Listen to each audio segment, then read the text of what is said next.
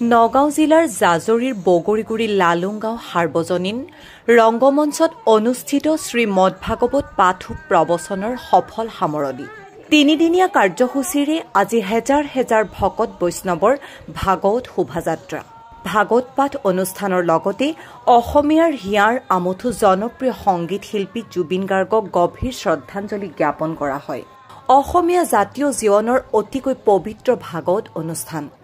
ভকত বৈষ্ণৱ আই মাতৃ হৰিনাম কীৰ্তনৰে মুখৰিত কৰি তুলিছে জাজৰিৰ বগৰীগুৰি লালুংগাঁও। আধ্যাত্মিক জ্ঞান আহৰণৰ এখন অন্যতম গ্ৰন্থ হ'ল ভাগৱত। এই ভাগৱতেই হৈছে অমৃতানন্দৰ সীমাহীনভাৱে বৈ থকা জ্ঞানৰ সমুদ্ৰ স্বৰূপ। সংসাৰত প্ৰতিজন মানুহৰ জন্ম হয় এটা শুদ্ধ মন লৈ। শুদ্ধ মনত সৃষ্টি হয় সুন্দৰৰ। সুন্দৰৰ সৃষ্টিৰ বাবে প্ৰয়োজন হয় এটা অনুকূল বাতাবৰণ বা পৰিৱেশৰ।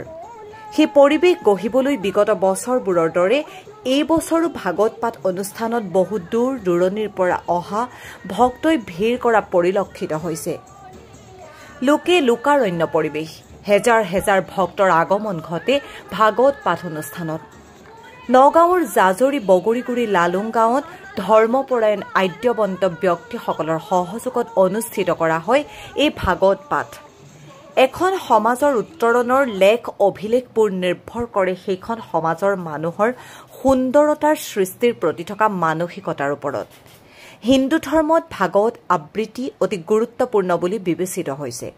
বিজ্ঞানসন্মতভাৱে আধ্যাত্মিক জ্ঞানৰ চৰম উপলব্ধি কৰিব পাৰিলেহে এখন নিকা মানৱতাবাদী সমাজ গঠন হ'ব, যিখন সমাজত বিৰাজ কৰিব কেৱল শান্তি, শান্তি আৰু শান্তি। News desk report any express. প্ৰচলিত এতিয়া অনুষ্ঠান হৈ পৰিছে। আমাৰ বিগত 3 বছৰ আগৰ পৰা অনুষ্ঠান চলি আহিছে। ক্ৰমান্বয়ে অনুষ্ঠানটো ডাঙৰ হ'বলৈ ধৰিছে। আমাৰ গাঁৱৰ সৈতে গোটেই কাকমাৰী অঞ্চলৰ বগৰী, হেমৰগুৰি, চমুৱা গাঁও, বৃহত্তৰ অঞ্চলৰ ৰাইজ সমাজ একত্ৰিত হয়। ভাল লাগে অনুষ্ঠানটো।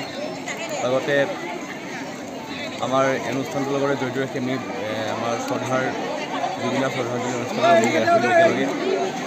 আমি চৰকাৰক অনুৰোধ জনাব বিচাৰিম আমাৰ জুবিনদাৰ যাতে ন্যায় পায়, দুখীয়া শাস্তি ন্যায় পায়, দুখীয়া যাতে শাস্তি পায়। আমাৰ ফালৰ পৰা আমি ভকতগীতৰ ফালৰ পৰা আমি চৰকাৰলৈ এটা অনুৰোধ কৰিম।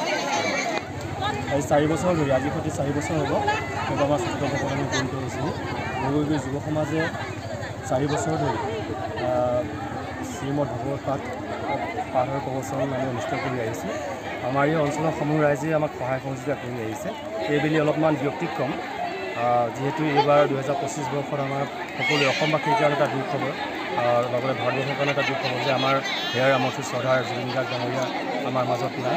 আমি আমাৰ এই ভাগৱত পাঠৰ লগতে সংগতি ৰাখি আমি আজি আমাৰ এই অঞ্চলৰ সমূহ ৰাইজে শ্ৰদ্ধাৰ গুৰি জুবিন গাৰ্গ ডাঙৰীয়াক আমি একাজলি অশ্ৰঞ্জলিৰে আমি শ্ৰদ্ধাঞ্জলি জ্ঞাপন কৰিছোঁ। তেখেতৰ বিদেহী আত্মাই সদ্গতি লাভ কৰক, তেখেত অমৰ হওক। লগতে আমি আমাৰ এই আজি অঞ্চলৰ ৰাইজৰ তৰফৰ পৰা আমি যুৱ সমাজৰ হৈ আমি চৰকাৰক এটা আহ্বান জনাম যে জুবিন দাই উপযুক্ত ন্যায় পায়, দোষী দৃষ্টান্তমূলক শাস্তি প্ৰদান কৰি জুবিন দাক ন্যায় প্ৰদান কৰিব লাগে। এইখিনি আমাৰ চৰকাৰৰ শ্ৰদ্ধাবান। কাৰ্যসূচী কি? 3দিনীয়া কাৰ্যসূচী কি আছিলে? আমাৰ 3দিনীয়া কাৰ্যসূচী আছিল আপোনাৰ 10 তাৰিখৰ পৰা আমাৰ আৰম্ভ হৈছে।